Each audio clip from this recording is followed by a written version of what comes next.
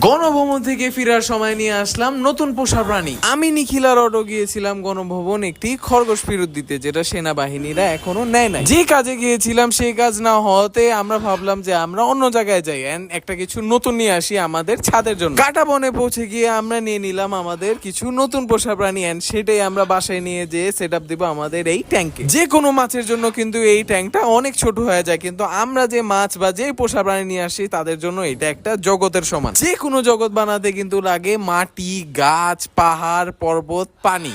And আমরা চেষ্টা করব এই ছোট্ট ট্যাঙ্কের মধ্যে সবকিছু দেওয়ার। তো কাটাবন থেকে আমাদের যা যা দরকার ছিল আমরা সবকিছু নিয়ে নিয়েছি এন্ড প্ল্যান করতেছি এই জগৎটা আমরা কিভাবে বানাবো। ন্যাচারাল সবকিছু দিয়ে একটা পানির নিচে একটা জগৎ বানানোকে অ্যাকোয়াস্কেপিং বলা হয় এন্ড অ্যাকোয়াস্কেপিং হচ্ছে একটা আর্ট। আস্তে আস্তে আমার অ্যাকোয়াস্কেপিং যত কমপ্লিট হচ্ছে ততক্ষণে দেখি আমাদের চিল পাখিরা আসা শুরু করে দিয়েছে, তাই আমরা চলে গেলাম চিল খাওয়া। আমার এই অ্যাকোয়াস্কেপিং